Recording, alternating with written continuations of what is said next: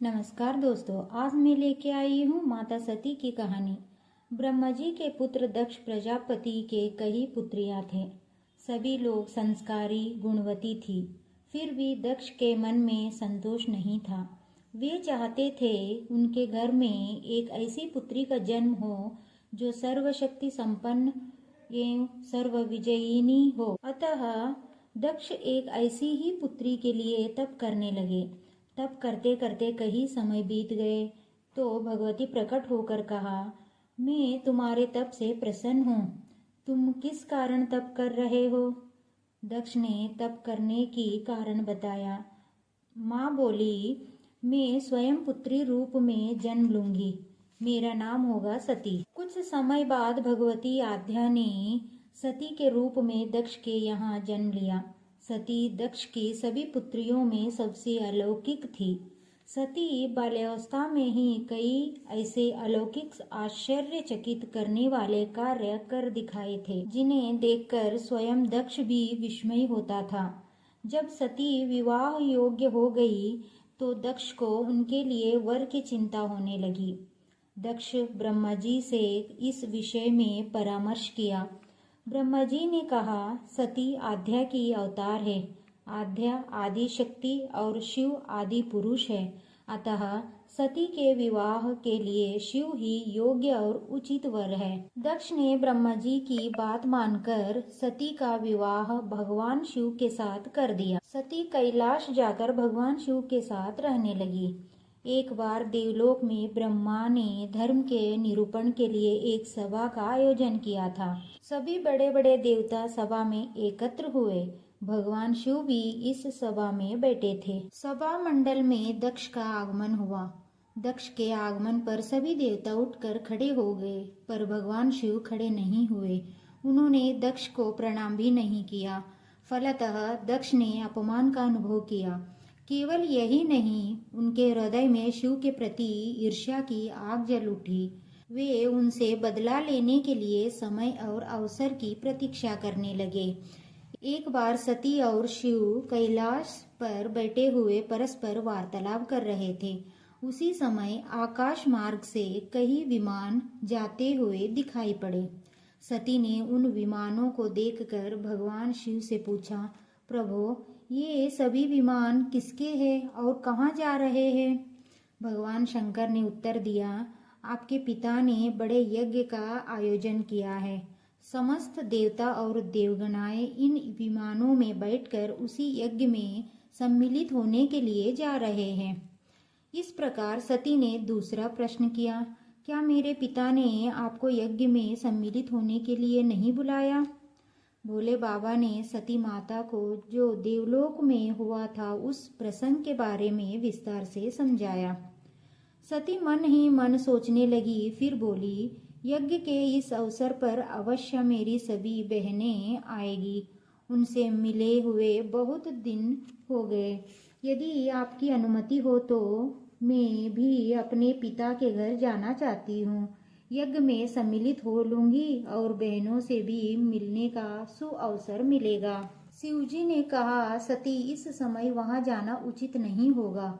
आपके पिता मुझसे वैर रखते हैं और हो सकता है वे आपका भी अपमान करे। बिना बुलाए किसी के घर जाना उचित नहीं होता है। इस पर सती ने प्रश्न किया, ऐसे क्यों? भगवान शिव ने उत्तर दिया, विवाहिता लड़की को बिना बुलाए पिता के घर नहीं जाना चाहिए, क्योंकि विवाह हो जाने पर लड़की अपने पति की हो जाती है। पिता के घर से उसका संबंध टूट जाता है। लेकिन सती पीहर जाने के लिए हट करती है। यहाँ देखकर शिवजी ने सती मैया को जाने की अनुमति दे देते हैं। माता सती के साथ नंदी और कुछ गण भी जाते हैं। सती माता पीहर पहुंच गई। घर में उनको किसी ने भी प्रेम पूर्वक वार्तालाप नहीं किया। दक्ष ने सती माता को देखकर कहा, तुम क्या यहाँ मेरा अपमान करने आई हो?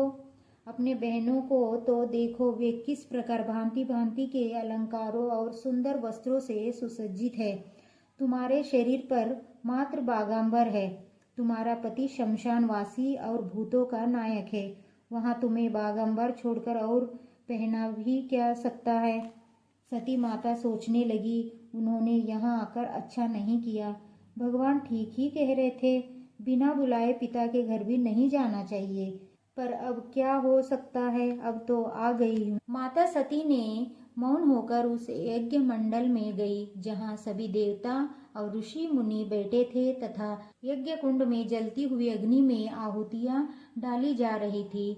सती माता ने यज्ञ मंडप में सभी देवताओं के तो भाग देखे, किंतु भगवान शिव का भाग नहीं देखा। वे भगवान शिव का भाग न होने देखकर अपने पिता से बोली, पिताजी, यज्ञ में तो सबके भाग दिखाई दे रही है, किंतु कैलाशपति का भाग नहीं है। आपने उनका भाग क्यों नहीं रखा? दक्ष ने गर्व से उत्तर दिया, मैं तुम्हारे पति शिव को देवता नहीं समझता। वहाँ तो भूतों का स्वामी, नग्न वेशधारी और हड्डियों की माला धारण करने वाला है। वहाँ देवताओं की पंक्ति में बैठने योग्य नहीं है। उसे कौन भाग देगा? सती के नेत्र लाल हो उठे। उनका मुखमंडल प्रलय के सूर्य की भांति तेज दीप्त हो उठा। उन्होंने पीड़ा से तिलमिलाते हुए कहा, ओहो, मैंने इन शब्दों को कैसे सुन रही हूँ। मुझे धिक्कार है। देवताओं, तुम्हें भी धिक्कार है। तुम सब उन कैलाशपति के इन शब्दों को कैसे सुन रहे हो, जो मंगल के प्रतीक है और जो क्षण मात्र में संपूर्ण सृष्टि को नष्ट करने की शक्ति रखते हैं। वे मेरे स्वामी हैं। जो नारी अपने पति के लिए अपमानजनक शब्दों को सुनती है, उसे नरक में जाना पड़ता है। पृथ्वी सुनो, आकाश सुनो और देवताओं तुम भी सुनो। मेरे पिता ने मेरे स्वामी का अपमान किया है। मैं एक क्षण भी जीवित रहना नहीं चाहती। सती अपने कथन समाप्त करती हुई यज्ञ के कुंड में कूद पड़ी। जलती हुई आहुतियों के साथ उनका शरीर भी जलने लगा। यहाँ नंदी और गण देख रहे थे। यज्ञ मंडप में खलखली पैदा हो गई, हाहाकार मच गई। यहाँ देखकर नंदी तुरंत कैलाश जाकर शिवजी को वहाँ की कथन सुनाए और बाबा भोलेनाथ अपना एक केस से वीरभद्र का उत्पत्ति की और भेजा दक्ष के यहाँ। वीरभद्र देखते ही देखते दक्ष का मस्तक काटकर फेंक दिया। यहाँ सूचना मिलते ही शिवजी भी आ पहुँचे।